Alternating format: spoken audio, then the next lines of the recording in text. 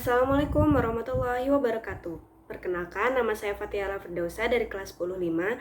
Di sini saya akan menjelaskan bab 1 Sosiologi kelas 10 sebagai tugas remedial dari Ibu Fatur Rahman. Bab 1 mengenai kajian sosiologi, subbab pertama yaitu pengantar sosiologi, sejarah perkembangan serta kelahiran ilmu sosiologi. Awalnya, istilah sosiologi muncul pada abad ke-19 oleh Auguste Comte pada bukunya yang berjudul Cours de Philosophie Positive. Namun sebelum Auguste Comte, terdapat ilmuwan Islam yang telah memaparkan tentang sosiologi dasar, yakni Ibnu Khaldun. Karya terbesar Ibnu Khaldun adalah Kitab Al-Ibar yang berisi 7 jilid, di mana Kitab Al-Muqaddimah sebagai pembuka, Kitab Al-Ibar sebagai isi, dan penutupnya adalah Kitab Al-Ta'rif. Sosiologi muncul dilatar belakangi oleh dua hal, yakni Revolusi Inggris dan Revolusi Perancis. Revolusi Perancis memberikan pencerahan kepada masyarakat supaya berpikir secara rasional dan mengarahkan perkembangan masyarakat guna mencapai kesejahteraan bersama. Auguste Comte menyatakan, ilmu yang mempelajari tentang perkembangan masyarakat serta dampak dari perubahan masyarakat tersebut disebut ilmu sosiologi. Sehingga Auguste Comte disebut sebagai the father of sociology. Setelah dikenalkan oleh Auguste Comte, selanjutnya Herbert Spencer mempopulerkan sosiologi dalam bukunya berjudul Principles of Sociology. Kemudian, ilmu sosiologi berkembang sebagai ilmu pengetahuan karena Emile Durkheim memperkenalkan metodologi sosiologi dalam bukunya yang berjudul Rules of Sociological Method. Sedangkan di Indonesia sendiri, sosiologi dikembangkan dan diperkenalkan oleh Ki Hajar Dewantara dan tokoh Belanda yang menulis karya dalam bahasa Indonesia, yakni Snoek Hurgronje dan Van Vollenhoven pada abad ke-19. Setelah kemerdekaan, sosiologi pun mulai diajarkan di kampus. Sunario Kolopaking adalah orang pertama yang mengajarkan ilmu sosiologi di mata kuliah, yakni Akademi Ilmu Politik Yogyakarta yang sekarang disebut Ilmu Sosial dan Politik UGM pada tahun 1948. Para sosiolog dan teorinya. Yang pertama, Auguste Comte. Auguste Comte menjelaskan bahwa cara berpikir manusia dikelompokkan menjadi 3 tahapan. Yang pertama, tahapan teologis, yakni di mana manusia masih mempercayai bahwa sesuatu yang berada di alam semesta ini memiliki kekuatan supranatural. Yang kedua, tahapan metafisik, tahapan peralihan. Yang ketiga, merupakan tahapan positivisme. Di sini manusia sudah mulai sadar bahwa sesuatu yang terjadi di alam semesta ini memiliki penjelasan yang ilmiah. Yang kedua, yakni Max Weber. Max Weber menjelaskan bahwa tindakan sosial terdapat 4 jenis. Yang pertama, tindakan tradisional, di mana di sini masyarakat melakukan suatu tindakan karena adat atau kebiasaan turun-menurun serta tanpa tujuan yang jelas. Yang kedua, afektif, dilatar belakangi oleh perasaan sendiri. Ini seperti empati atau simpati. Yang ketiga, rasional instrumental, di mana pertimbangan logis untuk mencapai tujuan tertentu. Dan yang terakhir, rasional nilai, keyakinan terhadap nilai atau prinsip moral tertentu. Yang ketiga, Emile Durkheim. Teorinya dikenal sebagai the suicide theory. Emile Durkheim menjelaskan bahwa tindakan sosial didasari oleh lingkungan sekitar. Yang pertama, ada tindakan altruistik, di mana tindakan tersebut dipengaruhi karena integrasi sosial yang terlalu kuat.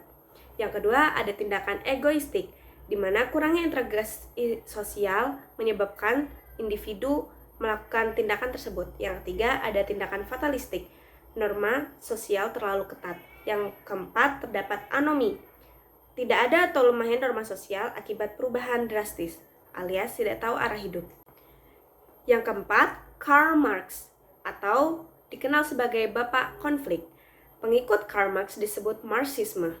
Karl Marx menyatakan bahwa konflik dapat terjadi ketika ada perbedaan kepentingan. Seperti halnya dalam Revolusi Inggris, terdapat 2 kelas yang menyebabkan konflik sosial. Yang pertama, kelas bourgeois, yakni pemilik faktor produksi, dan kelas proletar, yakni kaum buruh. Yang kelima, Talcott Person. Talcott Person dikenal dengan teori yang bernama teori agil, yakni A. Adaptation, G. Goal attainment, E. Integration, and L. For latency. Yang keenam, Charles Horton Cooley, yakni teorinya dikenal dengan teori Looking Glass Self. Dan yang terakhir, Herbert Spencer.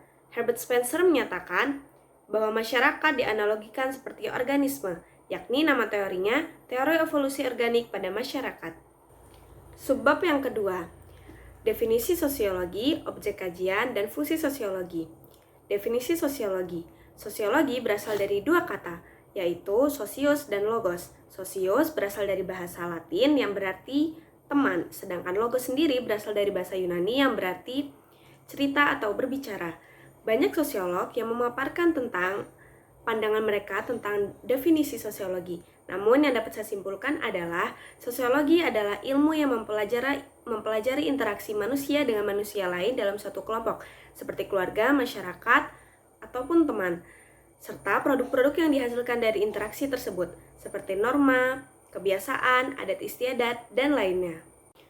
Sosiologi memiliki beberapa sifat yang membedakannya dengan ilmu sosial lainnya.